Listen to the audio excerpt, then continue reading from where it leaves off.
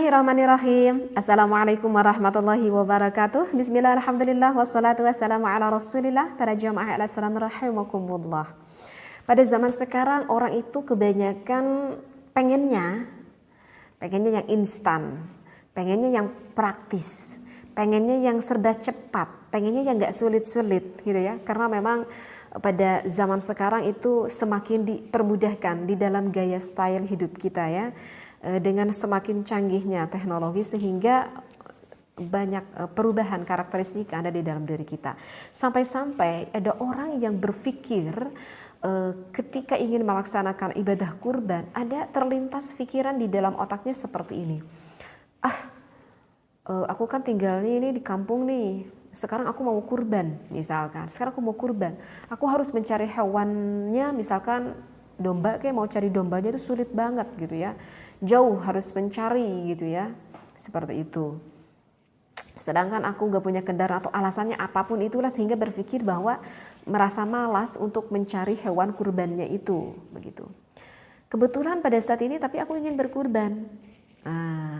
Boleh gak sih misalkan aku itu berkurban, sekarang tuh harga domba itu berapa sih?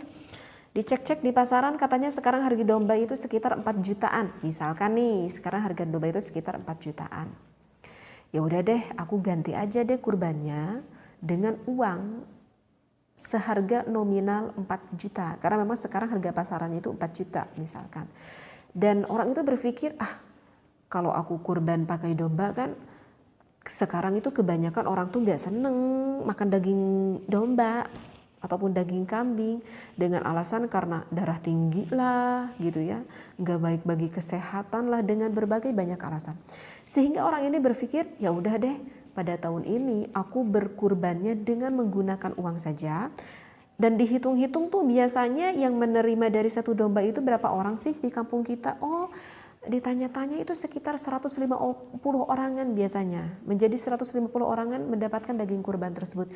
Ya udah deh, harga 4 juta ini aku recehkan untuk 150 orang dan aku niatkan sekali lagi, dan aku niatkan untuk berkurban. Nah, yang menjadikan pertanyaannya itu boleh gak sih kalau misalkan ada kelakuan yang berpikir seperti itu, menggantikan kurban tersebut menggunakan uang? Ada-ada aja ya, tetapi mungkin saja kan hal ini terlintas ataupun terfikir ada di sebagian orang. Maka saya cari-cari, saya ketemui referensinya ada di dalam kitab Al-Mawsu'ah Al-Fiqhiyah pada juz kelima pada Shahifah 107.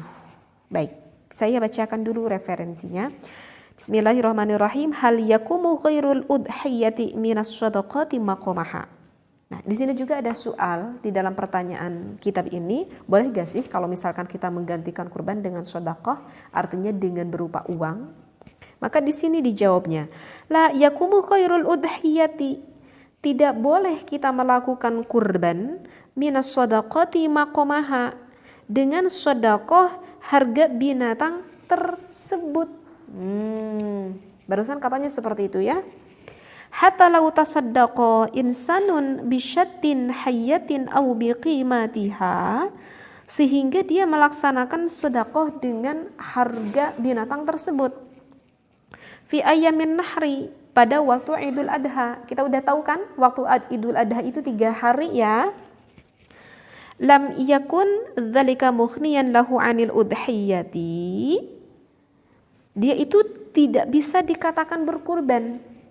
La siyama idza kanat wajibatan, tidak ada bedanya adanya kurban itu wajib, wa dzalika annal wujuba ta'allaqa bi iraqatid dami, karena sesungguhnya kewajiban di dalam kurban itu adalah mengalirkan darah hewan tersebut. Nah, bisa gak difahami apa yang sudah saya bacakan?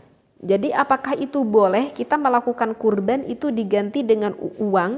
Maka barusan udah jelas sekali, la yakumu ghairul udhiyati minas shadaqati maqamaha. Tidak boleh kita berkurban digantikan dengan uang meskipun senominal harga hewan tersebut. Itu ibadahnya tidak syah, tidak dikatakan kurban. Karena yang dikatakan kurban, yang diwajibkan di dalam kurban itu adalah ta'allaq istahaqqa bi iraqatid dami. Karena di dalam ibadah kurban diwajibkan harus ada mengalir. Mengalir apa? Mengalir darah dari hayawan yang kita kurbankan tersebut, baik dari hewan sapi gitu ya, ataupun kambing ataupun domba. Karena kalau onta di kita nggak ada gitu ya. Seperti itu. Ya begitu. Jadi insya Allah dipahami ya. Jadi hukum itu adalah tidak syah kita berkurbannya. Tetapi kalau misalkan gimana nih, ada orang yang udah terlanjur karena dia berpikir bahwa hal itu bisa, sehingga orang itu sudah, aduh gimana dong teh? Aku kemarin berkurbannya dengan menggunakan uang, aku bagi-bagikan aja kepada tetangga. Gitu ya, kepada 150 orang dan aku niatkan kurban. Itu gimana uang aku? Kalau enggak sah, ya udah aja. Kalau uangnya udah dibagikan, maka itu menjadinya apa? Tetap enggak mendapatkan pahala. Tetap kok dapat pahala ketika Anda membagikan uang tersebut, tetapi pahalanya ya pahala sedekah. Sedekah yang mana sifatnya sunnah dan itu tidak menjadikan jadi akan ibadah kurbannya tersebut. Paham gak Disa? Paham ya di sini ya? Jadi ya orang itu tersebut sudah mengeluarkan uang sedekah itu, begitu kan? Dan itu ya pahalanya pahala sedekah aja, pahala sedekah kita memberikan kebaikan kepada orang lain. Tetapi tidak dikatakan bahwa orang tersebut sudah berkurban. Begitu maksudnya. Karena di sini juga diperjelaskan ya di dalam referensi terakhirnya, di sini ada asal referensinya wal asru. Sebetulnya ini bukan untuk kurban aja, untuk ibadah apapun itu ya. Wal asru dan asalnya annal wujuba, sesungguhnya kewajiban idza ta'allaqa, di mana-mana menghubungkan bi fi'li muayyanin, suatu pekerjaan yang ditentukan la yakumu ghairuhu maqamahu, maka itu tidak bisa melaksanakan selain pekerjaan yang ditentukan kepada maqamahu, kepada tempatnya. Nah, ini adalah yang menjadikan alasan kenapa kurban itu tidak syah menggunakan uang, yaitu barusan jawabannya. Wal aslu annal wujuba idza ta'allaqa bi fi'li muayyanin la yakumu ghairuhu maqamahu. Seperti itu.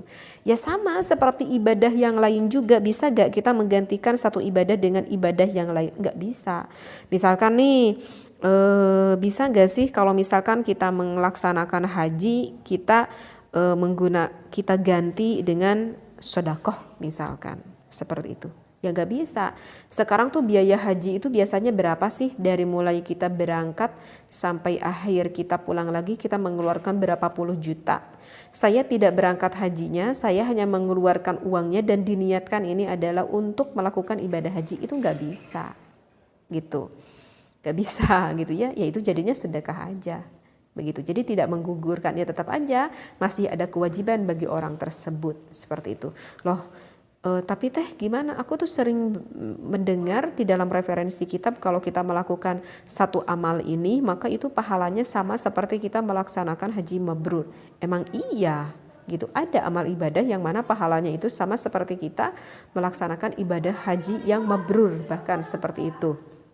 Ya bagus sekali, laksanakanlah amal ibadah itu, tetapi bukan berarti tidak ada kewajiban untuk diri kita tidak melaksanakan ibadah haji.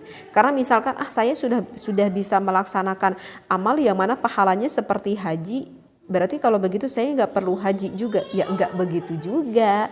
Ya tetap aja jika orang tersebut mempunyai biaya untuk melaksanakan haji, ya wajib orang tersebut melaksanakan ibadah haji. Meskipun setiap harinya orang tersebut melaksanakan amal yang mana pahalanya itu bisa setara dengan amal haji. Ya tetap tidak menggugurkan. Ya artinya ya tetap punya kewajiban bagi orang tersebut belum melaksanakan ibadah itu.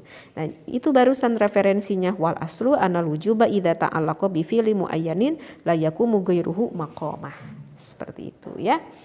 Jadi insya Allah ya bisa difahami ya. Jadi boleh gak sih kalau kita menggunakan uang? Maka jawabnya tidak diperbolehkan dan hukumnya itu tidak syah. Wallahu a'lam wabillahi taufiq wal hidayah. Wassalamualaikum warahmatullahi wabarakatuh.